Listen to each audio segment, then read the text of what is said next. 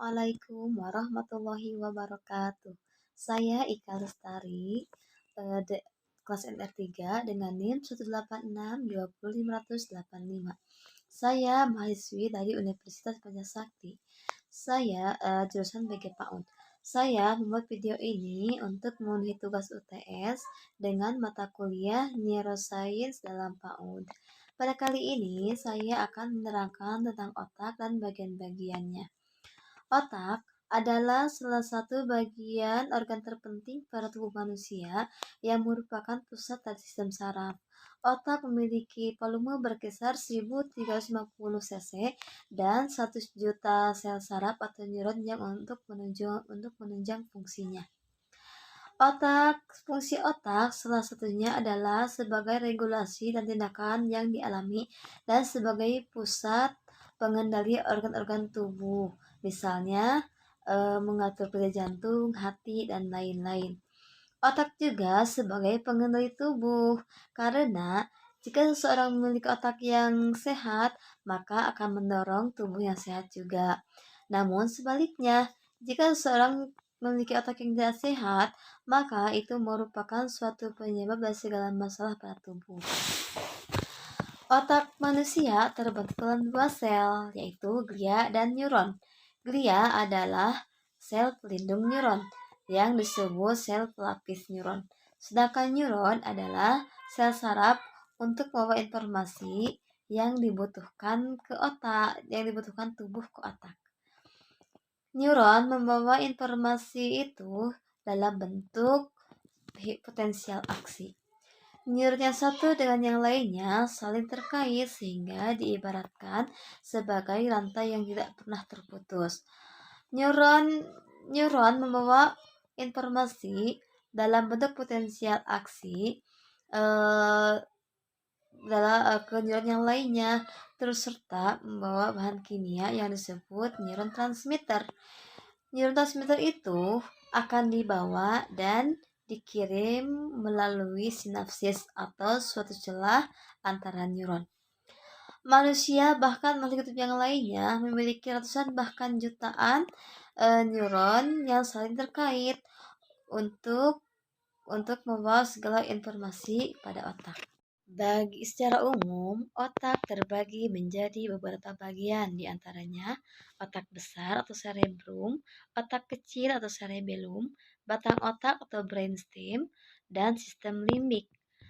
Otak besar, sesuai dengan namanya, otak besar adalah otak yang terbesar pada otak. Otak besar ini bagian yang membedakan antara otak manusia dan otak binatang. Dengan otak besar ini, manusia mampu berpikir, mengendalikan pikiran, mengingat, dan bahkan berbicara. Kecerdasan seseorang juga dapat diukur berdasarkan kemampuan otak besar.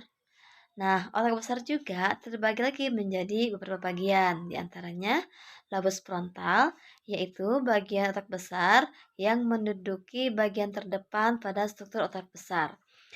Lobus frontal ini memiliki hubungan dengan perilaku manusia seperti kemampuan bergerak, kognitif, perencanaan, penyelesaian masalah, kreativitas, proses kontrol perasaan, seks, dan kemampuan berbahasa. Yang selanjutnya, lobus parietal, yaitu bagian otak besar yang berada di tengah. Lobus parietal ini berhubungan dengan proses sensorik tubuh, berupa tekanan, sentuhan, rabaan.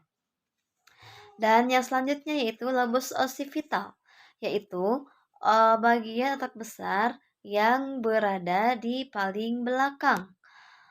Lobus occipital ini berhubungan dengan penglihatan atau visual manusia, sehingga tubuh dapat membedakan dengan apa yang dilihat oleh mata. Yang selanjutnya itu lobus temporal. Lobus temporal adalah bagian otak besar yang berada di samping kanan dan kiri otak. Lobus temporal ini berhubungan dengan suara atau verbal manusia, sehingga manusia dapat berbicara dan memahami segala bahasa yang digunakan. otak yang selanjutnya yaitu otak kecil atau cerebellum. Otak kecil adalah bagian otak yang berada di bawah lobus occipital otak besar, tepatnya di belakang kepala dan berhubungan dengan leher bagian atas. Otak kecil memiliki hubungan fungsi gerakan manusia, seperti mengontrol gerakan manusia, mengontrol gerakan koordinasi antar otot, mengatur keseimbangan tubuh, mengatur sikap dan posisi tubuh. Tanpa adanya otak kecil, gerakan manusia tidak akan terkoordinasi dengan baik, sehingga mengakibatkan seseorang tidak dapat menggunakan otot-ototnya untuk melakukan aktivitas. Otak yang selanjutnya yaitu batang otak atau brainstem. Batang otak adalah bagian yang memiliki peran penting layaknya otak besar atau otak kecil. Batang otak berada di leher bagian atas serta memanjang hingga sampai ke susun tulang belakang manusia. Batang otak memiliki fungsi mengatur dasar manusia, seperti mengontrol proses pernafasan, proses denyut jantung, dan proses kerja ginjal. Batang otak terbagi lagi menjadi beberapa bagian, yaitu otak tengah atau mesencephalon. Otak tengah adalah bagian batang otak yang menjadi penghubung antara otak besar dan otak kecil. Otak tengah berhubungan dengan proses pernafasan pada manusia. Yang selanjutnya, medulla oblongata adalah titik awal dimulainya saraf menuju tulang belakang dan dilanjutkan ke seluruh tubuh. Medulla oblongata berhubungan dengan pengontrolan fungsi otomatis organ-organ pada manusia. Pons. Pons adalah bagian batang otak yang terletak di bawah medulla oblongata dan mengatur serta meneruskannya ke informasi ke bagian otak yang lain. Bagian otak yang selanjutnya yaitu sistem limbik. Sistem limbik adalah bagian otak yang terletak di tengah-tengah otak. Komponen sistem limbik yaitu talamus, cingulate gyrus, fornix, amigdala, hippocampus, dan hippocampal gyrus. Sistem limbik berhubungan dengan alam sadar manusia, pusat emosi, pusat data, pusat haus, pusat lapar, dan pusat dorongan seks.